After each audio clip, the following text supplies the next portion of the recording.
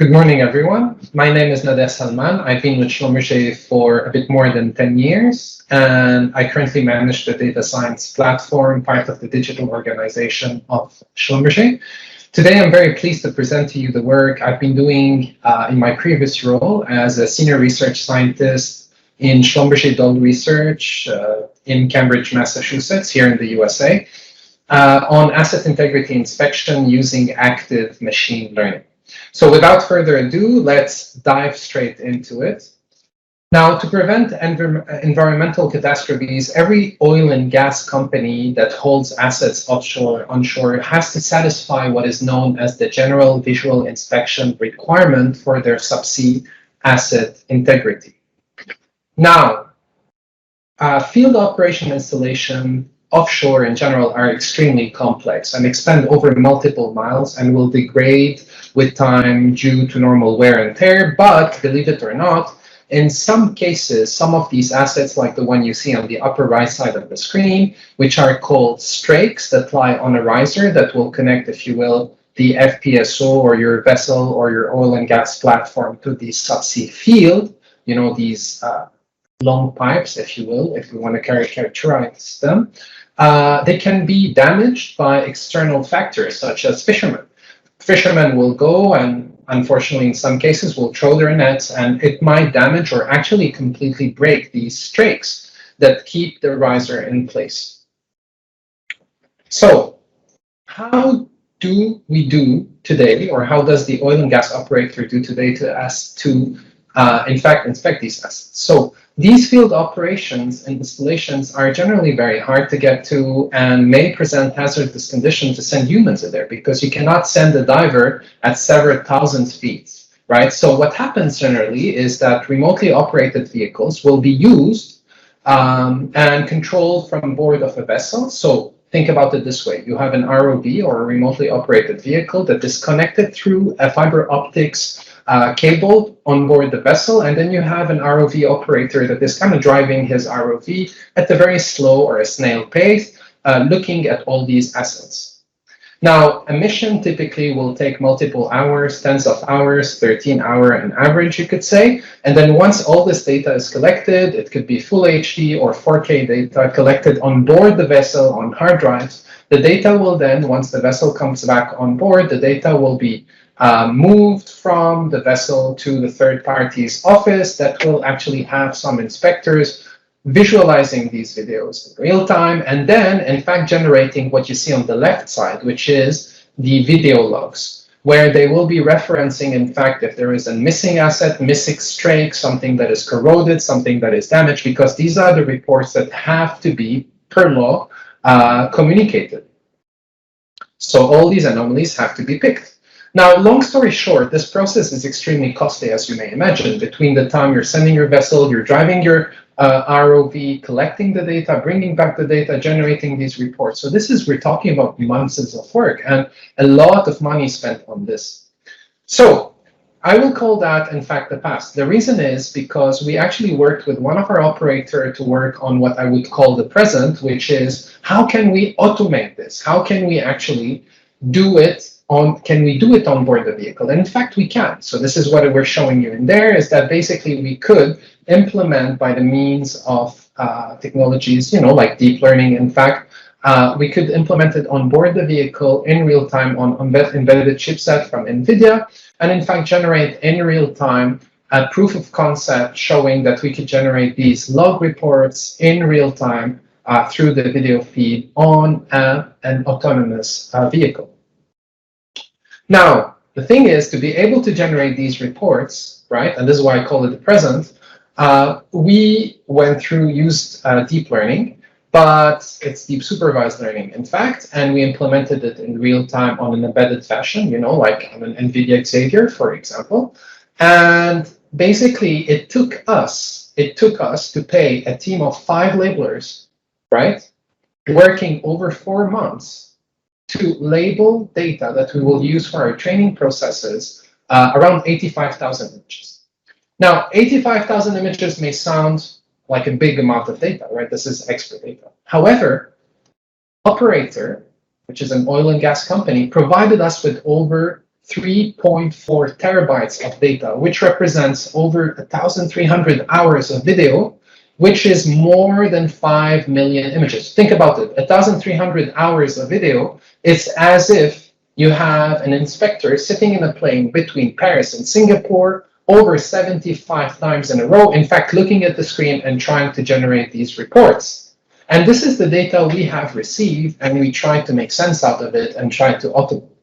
So over 5 million images, which brings us to one of the biggest challenges when it comes to supervised learning, as you may know, is the annotation, data annotation. Now, in many cases, right, a lot of the data sets, you could rely on something like Amazon Mechanical Turk, and you can actually pay for kind of very reasonable cost people to label your data sets. Now, in the context of expert data, you need expert annotator as the in the context of subsea asset inspection, or in the context of what you see on the right side, which is drone frac site inspection, hydraulic frac site inspection.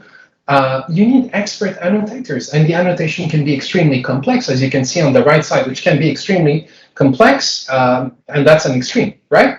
So we have labeled over 100,000 images overall, and we looked at it from different types of data sets, and two main ones that you see in here. And we noticed, in fact, by doing an average based on our labelers, that it would take a single labeler, expert labeler, around an hour to label 80 images.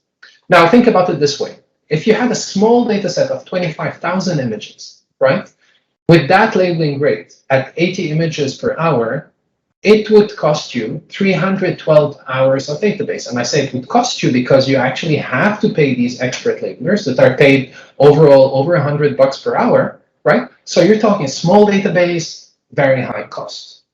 Okay, so we are not the only ones, in fact, in this context. In fact, this challenge is really a challenge that you can see in the academics and different industries and the ecology. In here, a very interesting paper by our colleagues from Microsoft AI, and it's about trying to build a framework, active learning framework, and you hear that word often. I will describe it in a minute, for species identification and counting in camera trap images, right? So you have a lot of images in this case. They have 3.2 million images, right?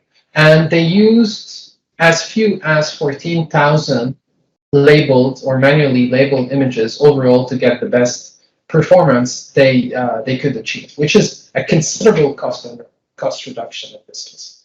So, in other words, high labeling cost is something that exists in many fields, right? Typically in the medical field, you have to pay your radiologists, you have to pay your doctors, your surgeons, you have to pay them quite a lot of money for these hours spent on labeling data. But also in the context of oil and gas, in which we are at Schlumberger Geosciences, basically, you have to pay these geoscientists to label the data sets, and that is extremely costly.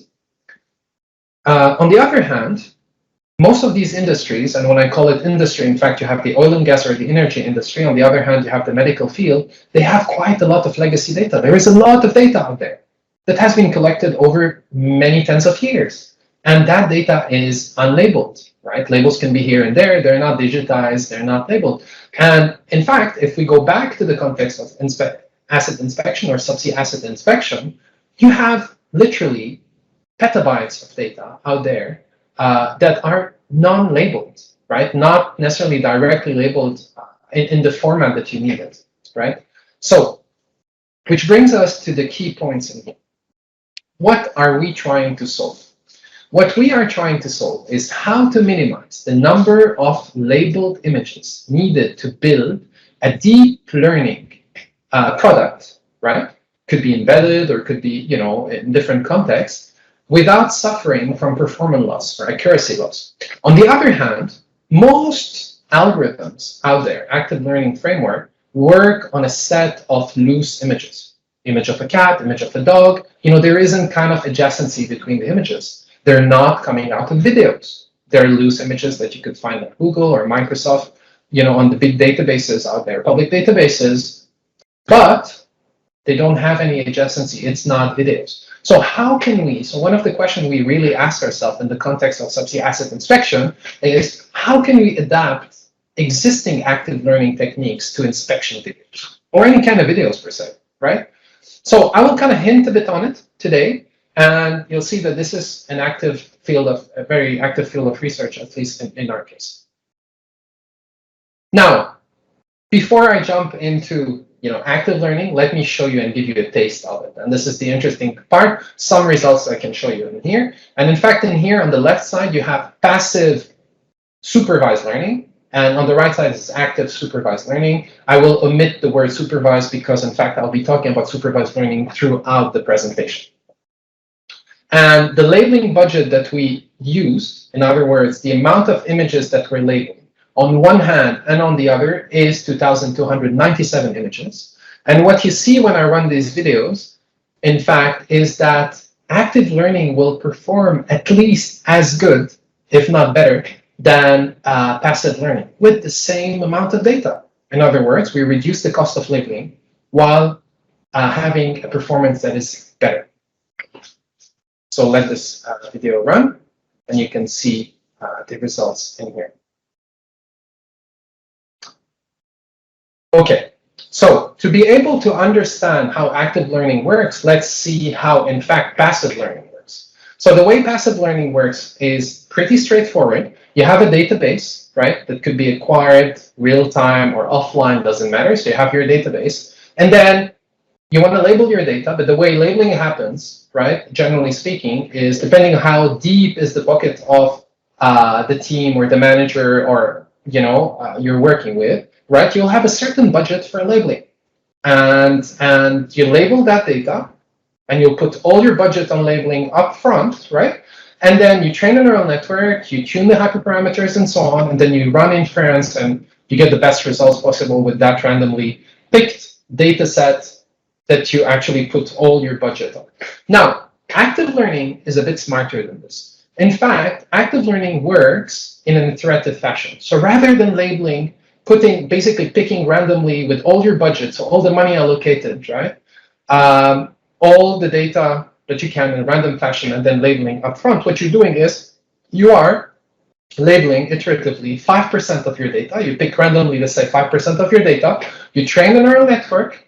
You use that same neural network to sample the most informative data set for the next batch of labeling, your next 5%.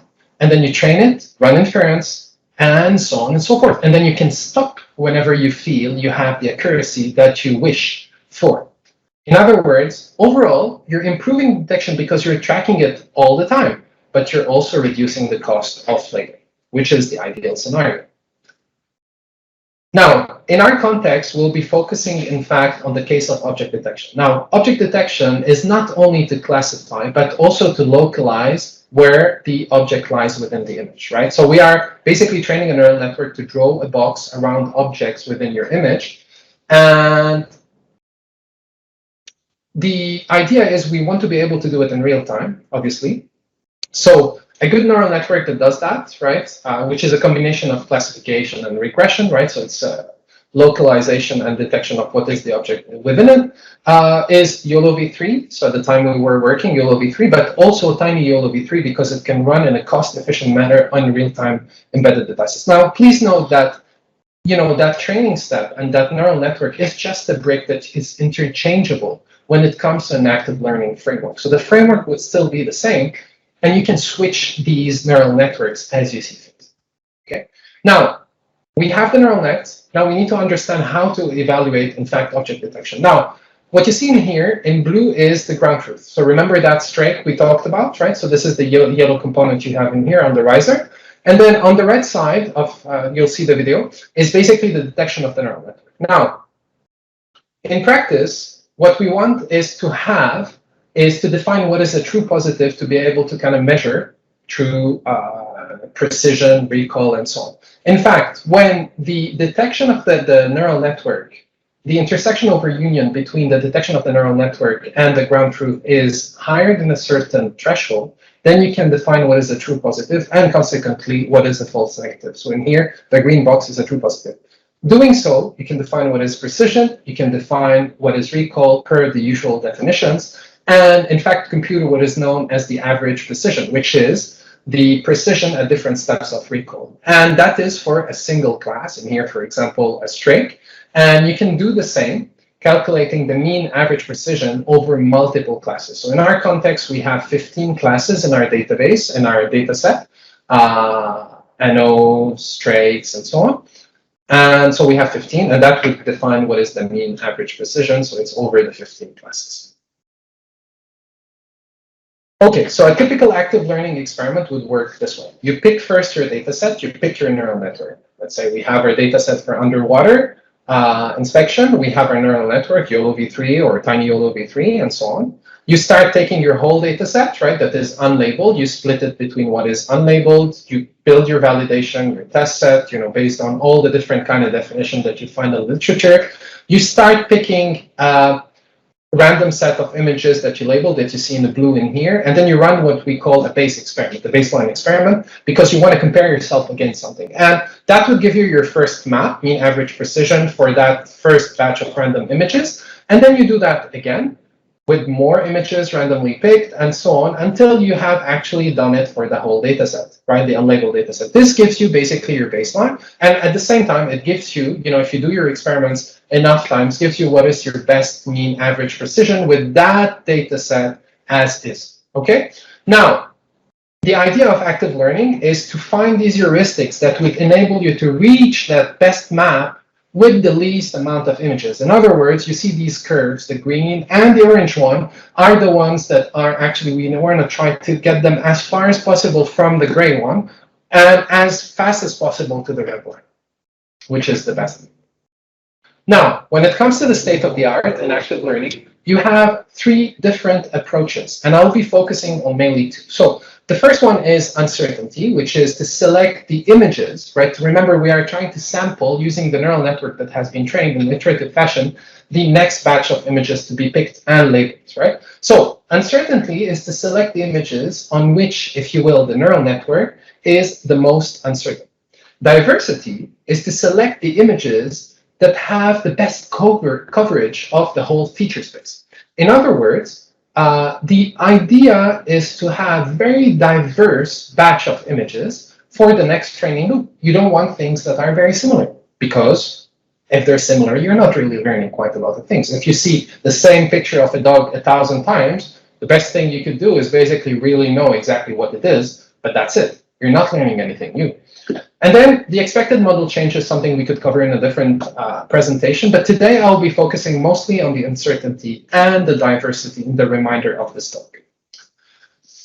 To understand how uncertainty works with neural networks, what I would like to do is basically base it on a practical example. There's nothing better than basically talking practically.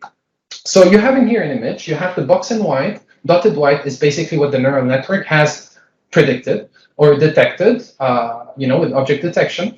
And it detected it in there, localized it in there. And in fact, it's in this context, we have three classes that kind of resembles Strake in this context, anodes, corals, and strakes. And you can see that in this context, the neural network, due to lighting conditions, was not very, very confident as to its prediction. So basically, it predicted with a third that it's an anode, a third that it's a coral, and a third it's a strake.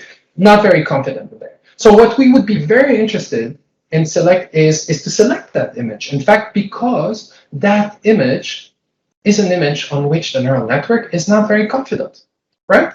So the good thing is there is a nice mathematical function that formalizes this concept of confidence or lack of certainty, right? In other words, we want a mathematical function that would be high if all three probabilities, let's say it detected three, right? Three probabilities would be near a third and would be extremely low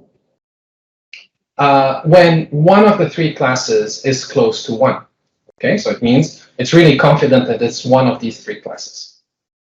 And that function, in fact, is called entropy. And it's basically the information gain if an image is selected, right?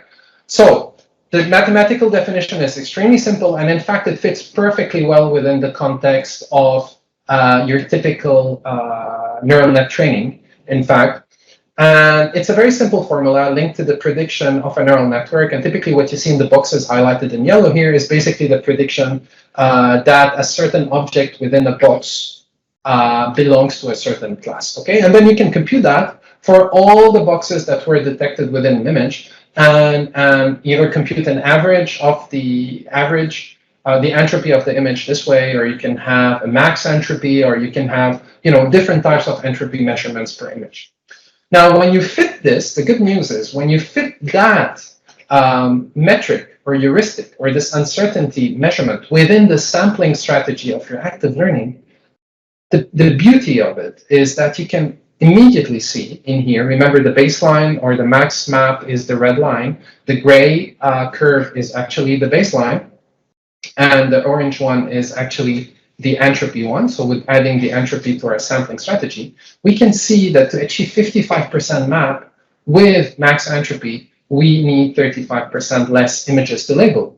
60%, 33% less images to label, and 63%, 40% less images to label. So overall, very consistently, max entropy will perform better than random sampling and would reduce the cost of labeling to up to 40% in this context with this data set.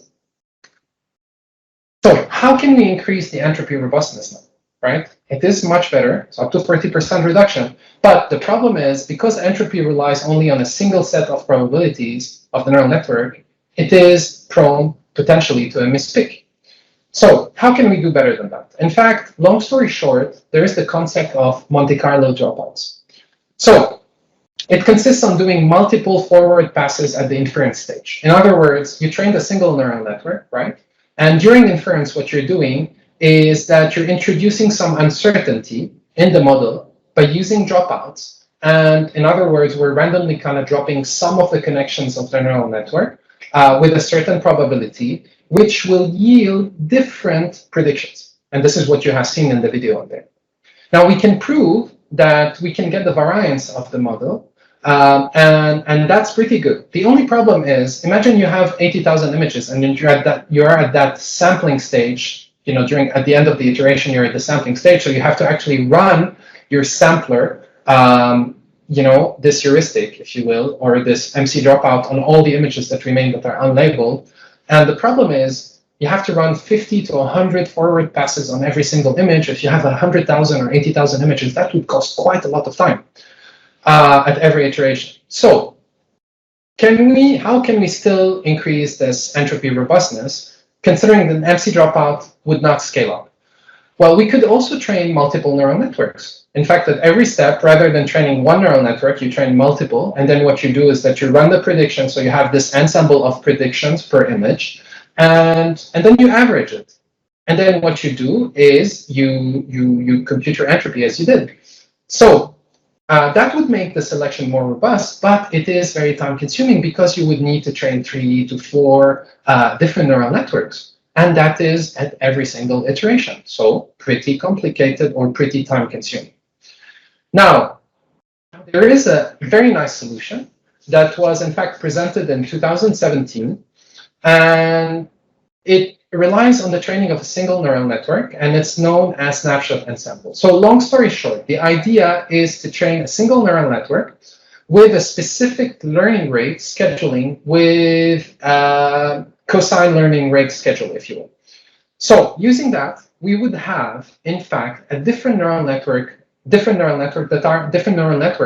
or outputs that are correlated. And that would be a great trade-off to using multiple trained neural networks. So overall, by doing that, each time you see at the bottom of the cosine cycle that you see on the left side of the screen here, you are basically on the right side, you can see on 3D feature space, you are at the local minimum. And basically we are exploring that feature space. Every time we fall in a local minimum, we actually, with this cosine learning rate, we're kind of going up again and then going back to another local minimum. So in fact, we're actually discovering that whole feature space.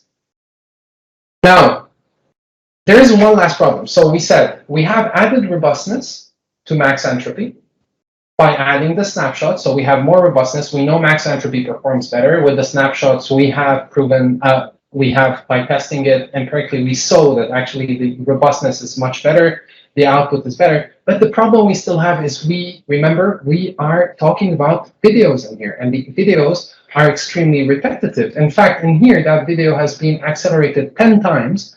And you can see that if we were to pick all these images, we wouldn't be learning, or the neural network wouldn't be learning anything new. In fact, if the neural network would pick one of these or sample one of these images, chances are, because it is uncertain, even with the snapshot ensembles on top of it, chances are it would pick all the remaining images, because it thinks, hey, you know what? All of them are not good enough for me. I need to learn more about them. So we don't want that. So how can we prevent, in fact, the neural network from picking these two non-diverse images, right? They're very similar. Lighting is similar. The features are kind of similar. And how can we kind of tell at the sampling time that two images are similar? So how can we embed that within our sampling strategy? So this brings us, and that these two, for example, in here, are different. These are very similar. These are different. So there is plenty of ways of do so, and one way to do it is, in fact, to compute or to use feature extraction. So you have an image, and you compute the features, right, of that image, and you can see these are all the red dots that you have in here, kind of defines some information related to that image at that particular edge or corner or so on, and you get thousands of them per image, right? The only thing is, so you have that kind of the stricture of signature of an image. Now, the only problem is, now since we have, let's say, 80,000 images, in fact, 85,000 images, we don't want to store all these features. That would be extremely costly, right? So what we will be doing is, in fact, is to cluster these features we gathered from all the images, and then we end up keeping the key features, if you will, associated to a certain cluster. And this is what you see in the form of a histogram. So every picture gets that signature in the form of a histogram based in the backend on the features that we kind of cluster. So we computed these histograms, and we say that there is a certain amount of feature that belong to cluster 1, cluster 2, and this is what you see, in fact, in the histogram in here, and that would define some kind of signature for every one of these images. Now, so then we define, what we want is to kind of define how two images are actually similar. And they are similar, in fact, if their histograms are similar. And that is the concept commonly known, in fact, in computer vision as the bag of visual words. And this is very common. So now the question is, how can we add that to the entropy? And one way to do so is to take, let's say, 10% of the image with the highest entropy, right? So we computed the entropy over all the images. We take 10% of the images that have the highest entropy. And for all these images with the pre-computed feature histograms, right? Because computing these feature histograms is not something you do in real time at that point. We do it offline because we have our fixed set of data. And in the context of that proof of concept, right, 85,000 images, we have pre-computed these histograms. So to combine it with the entropy sampling that we discussed about, right, so to bring the uncertainty and the diversity together during our sampling strategy, we take the 10% of images with the highest percent of entropy. And for these images, we look at the pre-computed feature histogram. We cluster them, right, using something like k-means, excuse me here, and cluster all these feature histograms. And then an actual cluster can look like that. For example, you see, all these streaks look alike. So that would be a cluster. All the joints in there look alike, and then so on. And then instead of sampling 3 images, like we said, remember, just the uncertainty with the snapshot ensembles may pick actually all these 3.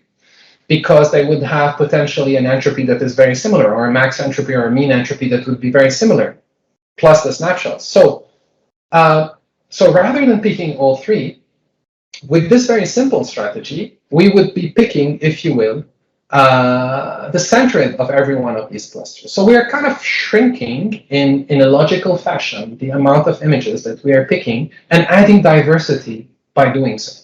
So you end with a diverse data set.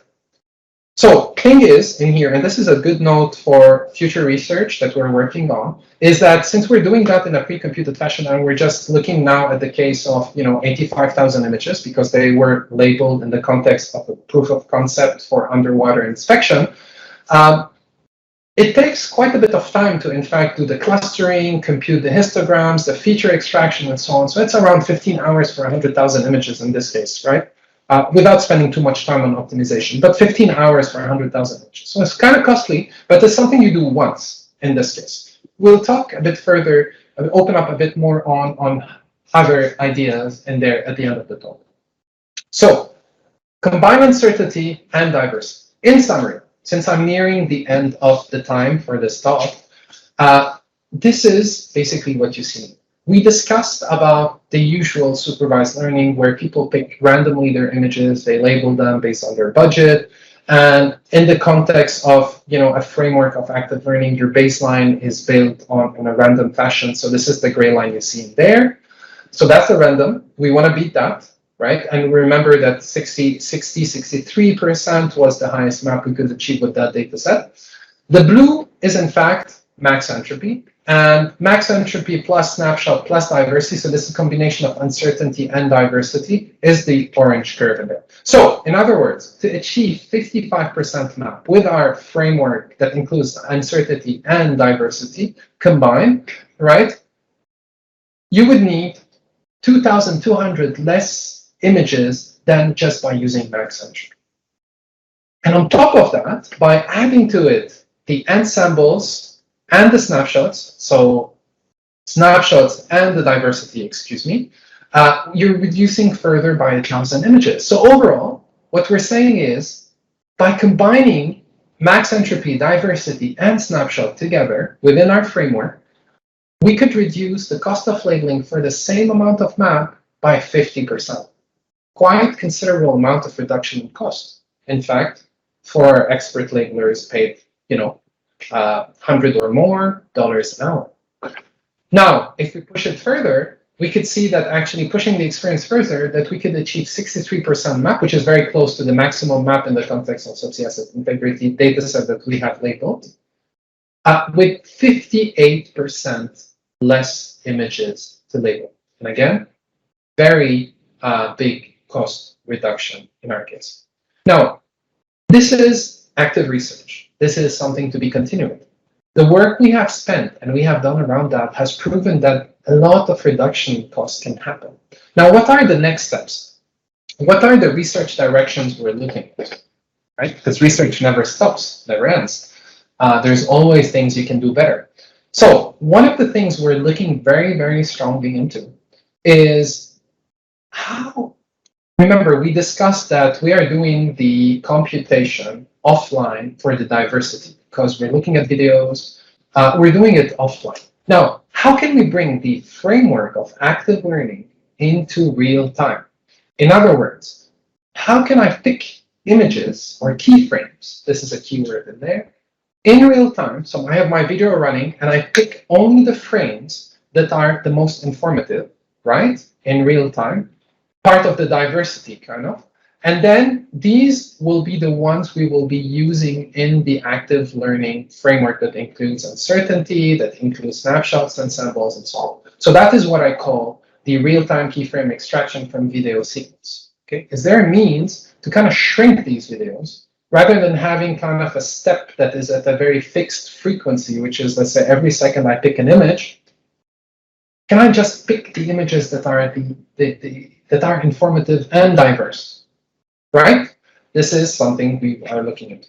The other thing is, we talked about object detection. However, another extremely costly type of machine learning or deep learning is semantic segmentation.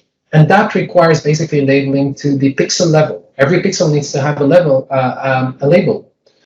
Very costly, and we have been working also on that. So very, very, very exciting topics and work ahead. So I'd like to thank, in fact, all my colleagues, all the people with whom I worked that contributed to this exciting journey of active learning, and that is continuing. So a special thank you to my colleagues with whom I worked, Matthias, Victor, Wagner, and Guillaume. Thank you very much to all of you. And with this, I'd like to end up and open up for questions.